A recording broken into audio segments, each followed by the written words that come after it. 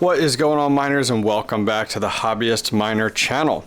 Well, today we're going to go ahead and take a look at a brand new card that I got in, nicknamed the FATBOY. So this is, and some of you guys already know, this is the RX590. This is an 8 gig card, and look how thick this is. So this is significantly thicker than the 580 that's out there, and that's why it gets the nickname of FATBOY.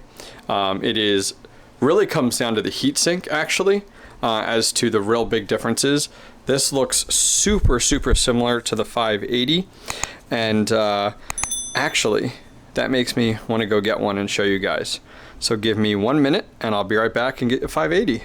Okay, so let's go ahead and take a look. This is the XFX RX580 8 gig card. You can see it has an 8 pin. If we go ahead and take a look now and we look up here at the 590, it has an 8 pin plus a 6 pin, and you can see it has quite a bit of a thicker total heatsink, as well as some of the heatsink piping as well. So 580 and 590. So today we're going to go ahead and take a look and see what this card does. Traditionally on a 580 we get about 30 to 32 mega hash on Ethereum, all based off of which card it is, and of course, you know, Silicon Lottery and everything like that. Now these cards, the 590s, I would say they're a little more rare when it comes down to seeing them in the mining space. You don't see as many videos out there, you don't see as many miners running them, but they're fantastic cards, and they're very similar in hash rate to the 580. Traditionally, what to mine rates them at about 34 mega hash versus 30 to 32 off of your 580 here. So a tiny bit more. So if you can find these for a similar price as the 580, then you're set. If it's a little more expensive, it's not really worth it, and a lot of people just go with the 580. 580s are a dime a dozen, especially these XFX as well as the MSI. So over here I have a little test bench that I've set up on my desk. I've been using it.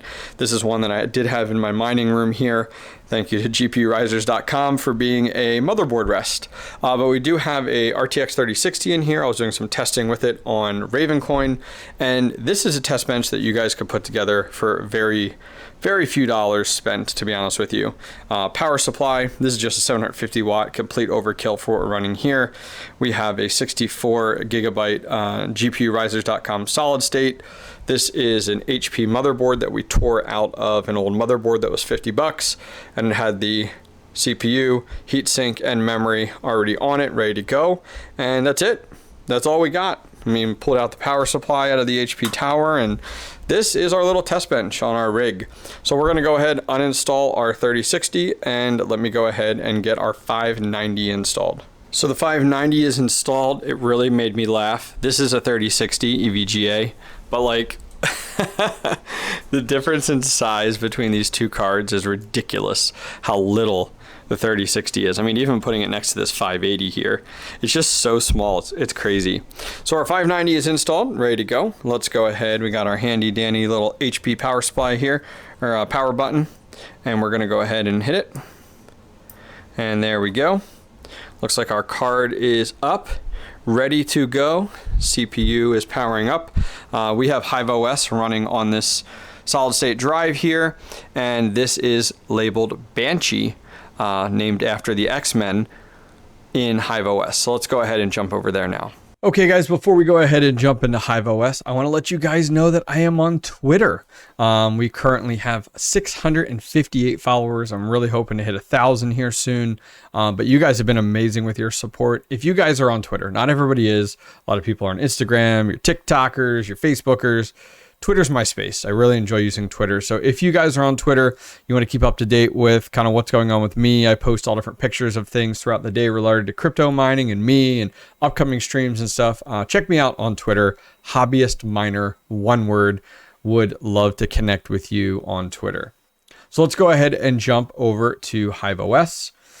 So we are over on HIVEOS. It shows us our Radeon RX 590. It is an 8 gig card here, XFX. This one is currently running on Micron memory. So our first step is that we need to load a flight sheet for this guy. So let's go ahead and go to FlightSheet. Now, I don't think, let's see here. I wanted to see, I don't see one yet for this rig for Ethereum. So we're going to go ahead and do Ethereum. We're going to select our Exodus wallet. We're going to go ahead and go to HIVEON. We're going to go ahead and select East and West Coast with SSL. And then our miner for all intents and purposes here today, guys, we're just going to use Team Red Miner. So let's see here. Our next step is we're going to name it. I always like to name these the name of the rig. So Banshee, if we can spell. And then after that, we're going to go ahead and do ETH. And then just test bench is kind of what I like to do. Always like to know exactly what is in that flight sheet. All right, so we have that there. So let's go back to our rig. Here we go. And of course it yells at me, says, there's no flight sheet. We're going to go ahead and jump in here and we're going to apply Ethereum and let's see what we're getting on stock settings with a 590. So on stock settings, we let this run for a few minutes. We can see that our Radeon RX 590 is currently at about 27.83 mega hash, give or take. We're upwards about 63 degrees for our temp. Now, granted, we're in a controlled room. It's about 75 in the room right now, so it's probably not going to go much higher than that. But huge red flags here. 163 watts for 27.83 is not efficient in any way, shape, or form. So if you're a little uncertain or uncomfortable about overclocking your cards, please do it for the betterment of yourself as well as your electric bill and better hash rate, because that is a way too high wattage when it comes down to the hash rate. So our next step is let's put in some overclock settings. So I have already done my research and spent some time looking into the overclock settings. So we're not going to spend time tweaking and going back and forth and getting down to small, single numbers here for adjustments. I already know what I want to put in here. So we're kind of set and good to go. So we're going to start out here with our core clock on this card at 1315. Core state, we're going to set to 1. Core voltage at 885. Our memory is going to be memory controller voltage is at 2300. And, our memory state is at 1. If you guys are unfamiliar, there is some great little, you can hover over the I information buttons and you can read about the dynamic power management. It is a saving grace for your RX cards. I use it on all of my RX series cards. Once you get down here, I'm going to set my fan to 95%. You don't set power limit on AMD cards. And then we're going to set our aggressive undervolting, which has to do with that DPM that we talked about, which is the dynamic power management. When it comes down to our tweak, we're going to go ahead and add a configuration for micron memory. So if you hover over the information button, you can see right here, I'm running micron. You can select there, bam, puts a reference of 30. So we're going to apply these overclock settings and let's check back in a minute to see, are we doing better than 27.84 mega hash and 166 watts. So we all make mistakes. I was literally trying to figure out why my overclock settings weren't working right. I'm going to jump back in here and we're going to make an edit to our video and say, so I actually set 2300 as the memory controller voltage. No. You don't want that. Leave that blank and you want your memory clock to be 2300. Totally different. Definitely got to be careful, guys. Even I, just like this, make mistakes. So our overclock settings for this card, which are right where I want them to be, we are getting 33.84. I have spent some time overclocking this and tweaking it. I can get it past 34, but then I start to run into some invalid shares, and I'd rather have reliability than have the extra hash rate. A lot of new miners chase hash rate. All they care about is hash rate, disregarding wattage. Well, if I didn't show concern towards my watts, I would be, I'd have the hash rate, but my wattage would be through the roof. Look at us now. We went from 27 to 33, almost 34.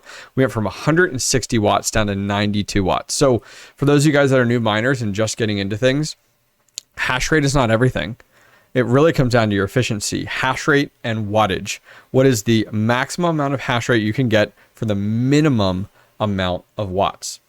So now let's talk about, what we see out there. What to mine does not have a subcategory for the 590. The 580 is super close, so we're going to use that for all intents and purposes right now.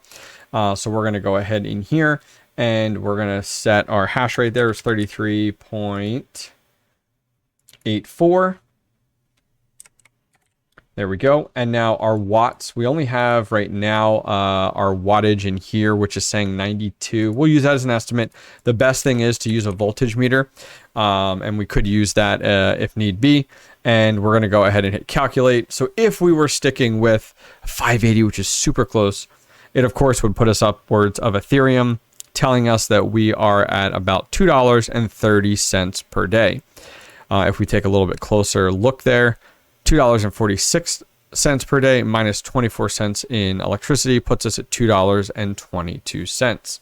Now, taking a closer look, there's another website out there called 2CryptoCalc, and this website does have the 590 listed. You can see a few of the different algorithms that are out there. For Ethereum, it puts us at 34 mega hash, and Capal puts us at 12, and then ETC hash, Ethereum Classic puts us at about 34 as well. So that being said, let's, that kind of gives us an idea where we're at. So, $2.22 per day. That puts us at $15.52 per week and $66.50 per month. So if we did the 2.22 times 365, that puts us at $810 total for the 590 per year. So we have to keep into account our hardware cost and talking about our break even. So I purchased this card for $350 just 2 weeks ago. So let's go ahead and take a look here. And it tells us our break even is 158 days. That's a win in my book. Anything under a year, that's a win, especially in the current market. Now, if we jump over to eBay, what are these cards going for? I paid $350 for mine. You can see now this is eBay prices, which are traditionally a little bit lower than Facebook Marketplace, than Offers Up, because you're buying through eBay, and a lot of the times most of these cards on eBay are from overseas. A lot in Shanghai and China, especially right now. And you can see that the latest one that sold here was this one here at $340. There's a 380, 375. So we're within the right ballpark of where we paid $350 for. Granted, we got it directly through Facebook Marketplace. So let's see what other coins are out there that people are mining with the 580, 590s. So Ravencoin isn't too far behind at $1.66 per day, but you got to keep into account the electricity costs. So if we dive into that, that it originally starts out at $2.11, but has a 45-cent electricity cost per day. Moving on to ERGO, Auto Lycos, which is the latest and greatest right now. That's at $1.48 per day, and then Ethereum Classic down to $1.26. So even in the current market with EIP 1559, Ethereum is still a win-win for your 580s and 590s that are out there. Well, guys, this was a quick video on the XFX Radeon AMD RX590 8GB, nickname the FATBOY. If you guys enjoyed this video, please go ahead and give it a thumbs up. If you guys have one of these, I'd love to hear how it's been treating you, what type of overclock settings you're running. Or if you're running its close cousin, the 580, how is that rocking for you? Other than that, guys, thank you guys very much for joining me today. If you guys did enjoy this video, please go ahead and click subscribe, and I'll see you guys next time.